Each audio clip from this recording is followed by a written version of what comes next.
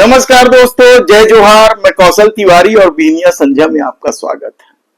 क्या ये दौर सत्ता के मद में, सत्ता के प्रभाव में अनशन काम करने का है, माफिया राज चलाने का है और अपनी मनमानी करने का है? ये सवाल इसलिए महत्वपूर्ण हो गया है क्योंकि अब जो मामला सामने आया है वह आप सुनकर हैरान हो जाए। अभी तक तो आप सुनते थे कि भारतीय जनता पार्टी के कुछ नेताओं के खिलाफ यौन शोषण का मामला है, बलात्कार कर रहे हैं, लेकिन आज हम बात कर रहे हैं कि भारतीय जनता पार्टी के नेता अब फर्जी प्रमाण पत्र के आश्रय भी नेतागिरी चला रहे हैं, बड़े बड़े पदों पर बैठे हैं।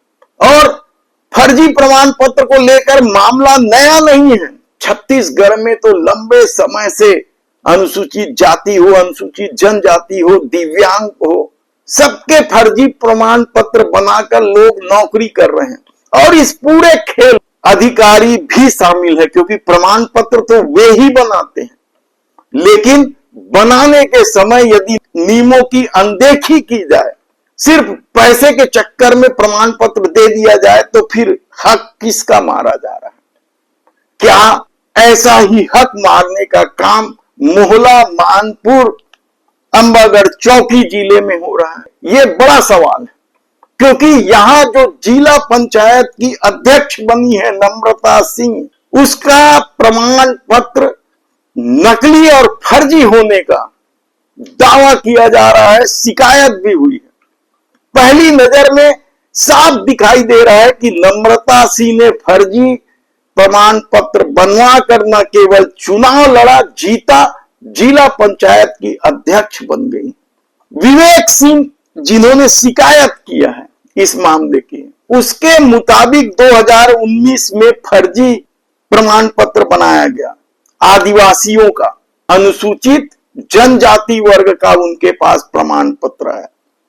26 दिसंबर 2019 को तत्कालीन संयुक्त कलेक्टर चंद्रिका प्रसाद बघेल द्वारा जारी किया गया यह फर्जी प्रमाण पत्र। और इस मामले में राजनीति अब गरमाने लगी है। क्या इस मामले की उच्च स्तरीय जांच नहीं होनी चाहिए? फर्जी प्रमाण पत्र देने वाले अधिकारी के खिलाफ कार्रवाई नहीं होनी चाहिए? सवाल सिर्फ नम्रता सिंह का नहीं है, सवाल तो उस संयुक्त कलेक्टर का भी है, चंद्रिका प्रसाद बघेल का, जिन्होंने ये फर्जी प्रमाण पत्र दिया है नियमों की अनदेखी करके।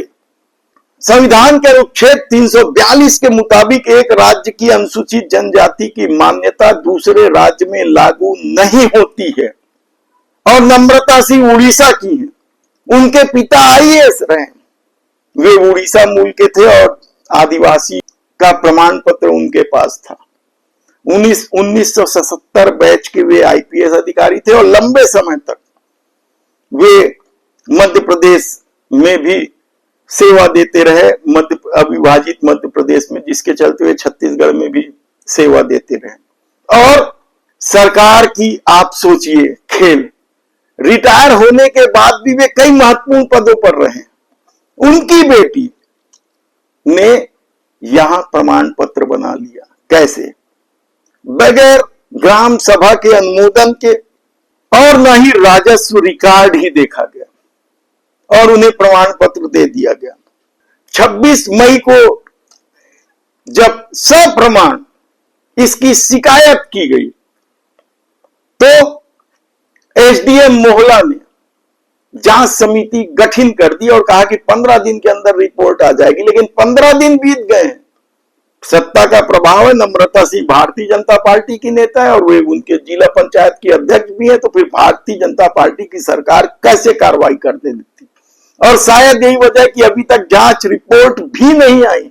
नम्रता सिंह पद पर बनी हुई है, कायदे से तो चुनाव रद्द हो जाना चाहिए था, उनको जिला अध्यक्ष पद से हटा देना चाहिए था। सब प्रमाण सब कुछ मौजूद है और कहा जाता है कि पूरे प्रदेश में आदिवासियों के जो प्रमाण पत्र हैं उनमें से 758 फर्जी निकले हैं।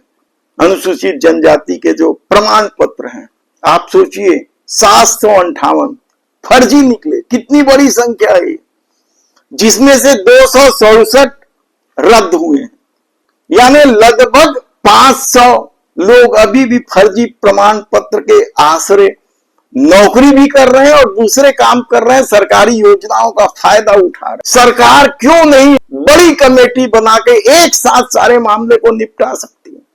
लेकिन यदि छत्तीसगढ़ के मुख्यमंत्री अपने को आदिवासी नहीं मानते हैं, जनजाति वर्ग के मानते हैं, तो आप सोच सकते हैं कि छत्तीसगढ़ में आदिवासियों के हितों के साथ किस तरीके से कुठाराघात किया जा रहा है।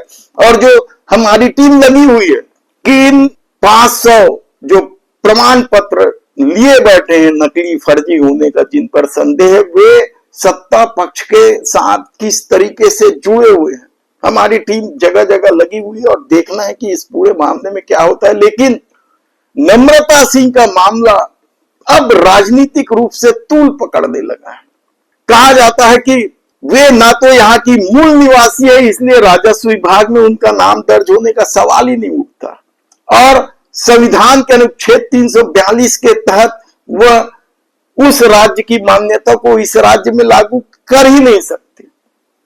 तब भला वह कैसे इस फर्जी प्रमाण पत्र के आश्रय चुनाव लड़ चुकी और जिला पंचायत की अध्यक्ष बन गई। हालांकि प्रमाण पत्र फर्जी होने को लेकर भारतीय जनता पार्टी का यह पहला मामला नहीं है। बिलासपुर की महापौर पूजा विधानी के प्रमाण पत्र को भी चुनौती दी गई थी। ये अलग बात है कि निर्वाचन अधिकारी ने इस चुनौती को खारिज कर दिया, लेकिन कहा जा रहा है कि पूजा विधानी का भी मामला इसी तरीके से है। तो क्या भारतीय जनता पार्टी में फर्जी प्रमाण पत्र वालों को प्राथमिकता दी जाती है, बड़े बड़े पदों पर बैठाया जाता है ताकि उस वर्ग के लोगों के अधिकारों पर डाका डाला जा सके? धन्यवाद।